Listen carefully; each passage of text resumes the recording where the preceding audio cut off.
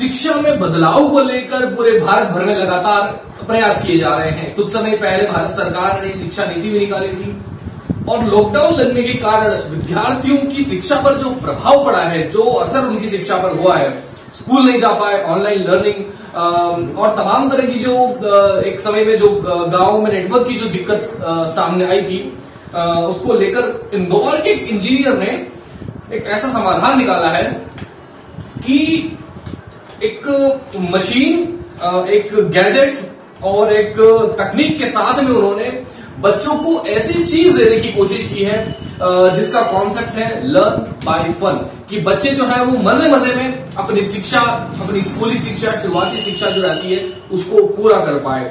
तो इन गैजेट्स के बारे में, इन मशीन्स के बारे में और ये क्या कुछ उन्होंने तैयार किया है, क्या कुछ इसका वो आगे का प्लान कर रहे हैं, इसके बारे में हम जानते हैं। जी बताइए, क्या नाम है आपका? मेरा नाम योगेश जोशी है, मैं इंदौर से हूँ। मैंने एक डिवाइस इनोवेट करा है जिससे के थ्रू बच्चे खेलते खेलते कुछ सीख सकते हैं। इसकी डिटेल बताइए कि किस तरह से ये काम करता है। और सरकार जो है, मध्य प्रदेश शासन हुआ, भारत सरकार हुआ, उन्होंने नई शिक्षा नीति भी निकाली थी, तो उसमें बहुत सारी चीजें उन्होंने ऐसी सम्मिलित की थी जो टिपिकल जो शिक्षा है, जो पुराने समय में चली आ रही है, उससे इतर कुछ करने का उन्होंने योजना बनाई थी। तो आपका जो गैजेट है उस योजना में किस तरह से मदद कर सकता है और बच्चों को ये क्या सीखने में किस तरह से मदद करता है? ये क्या होता है कि दो तरीके से वर्क करता है। एक तो होम स्कूलिंग पे वर्क कर सकता है, साथ ही साथ नई शिक्षा नीति को भी सपोर्ट करता है। ये एक ऐसा प्रोजेक्ट है जो स्पेशल चाइल्ड और नॉर्मल चाइल्ड दोनों को सपोर्ट करता है। इसके अंदर बच्चा खेलते खेलते काफी सारी चीजें सीख सकता है। जो उसका एजुकेशन स्कूल में चल रहा है उस करिकुलम को भी सपोर्ट करता है। अच्छा, ठीक है। तो ये गैजेट का आपने नाम क्या दिया है? इसका नाम हमने सोंटा दिया हुआ है। सोंटा it means sports on tape.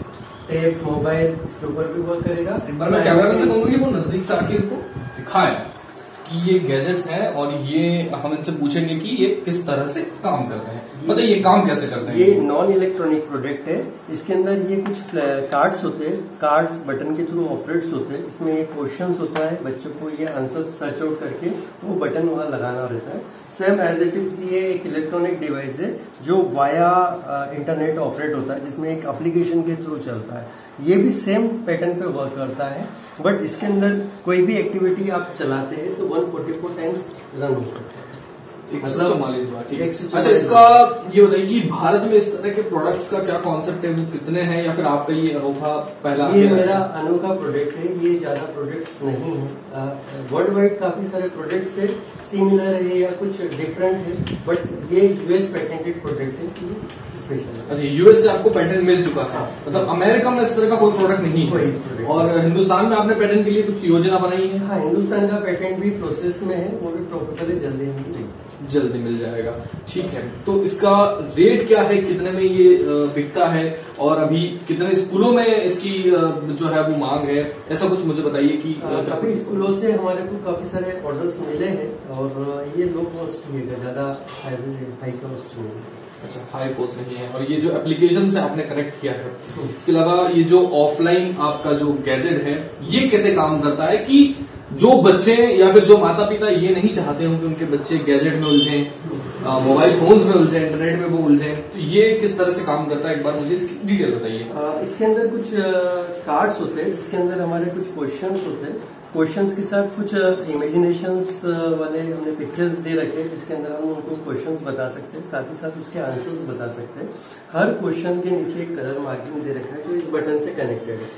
अब जो भी कलर दिया हुआ है उसका आंसर यहाँ पे है, तो बच्चे को इस पूरे रो में वो आंसर सर्च करना है और उस कलर को स्लाइड करके वहां लेके जाना है। इनको ऑपरेट करने के लिए अगर उदाहरण के तौर पर 5-6 साल का बच्चा है तो उसे किसी गाइडेंस की जरूरत है या फिर वो अकेला, जैसे कि सेल्फ स्टडी का एक उदाहरण ले सकते हैं, उस तरह से वो खुद कर सकता है? हाँ, सेल्फ स्टडी में वो खुद कर सकता है। अगर बच्चे को कलर आइडेंटिफिकेशन 5 साल का बच्चा भी सेल्फ स्टडी कर सकता है इन गैजेट्स के थ्रू।